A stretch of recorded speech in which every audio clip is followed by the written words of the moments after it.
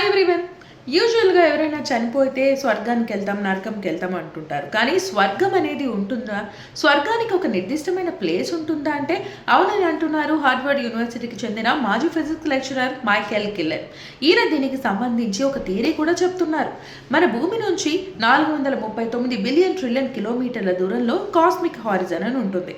Cosmic horizon దాటిన తరువాత స్వర్గం అనేది ఉంటుంది అని ఆయన ఇటీవల రాసిన ఒక మ్యాగజైన్లో చెప్పారు. అంటే స్వర్గానికి భూత భవిష్యత్ వర్తమాన కాలాలు ఉండవు. ఐన్స్టీన్ సిద్ధాంతం ప్రకారం కాస్మిక్ హారిజన్ తర్వాత కూడా భూత భవిష్యత్తు వర్తమాన కాలాలు కాస్మిక్ హారిజన్ దగ్గర ఉండవనే థియరీ ఉంది. ఆ థియరీతో పాటు ఇంకొక 3-4 థియరీస్ని ఆయన మ్యాచ్ చేసుకొని స్వర్గం అనే దానికి ఒక నిర్దిష్టమైన భౌతిక ప్రదేశం ఉంది, కాస్మిక్ హారిజన్ దాటిన తర్వాత స్వర్గం ఉంటుంది అని చెప్తున్నారు. కానీ దీన్ని కొందరు వ్యతిరేకిస్తున్నారు. స్వర్గం అనేది ఉండదు, కాస్మిక్ హారిజన్ అనే ప్రాంతం కూడా మన ఊహ మాత్రమే, మన కళ్ళకు కనిపించే దూరం మాత్రమే కాస్మిక్ హారిజన్ అని చెప్తున్నారు. మరి అంతులేని ఈ విశ్వంలో ఈ సైన్స్కి ఈ ఆధ్యాత్మికతకి మధ్య జరిగే ఈ చర్చ గురించి ఎప్పటికీ తేలే విషయం కాదు. దీని గురించి మీ అభిప్రాయం ఏంటో కామెంట్ చేయండి.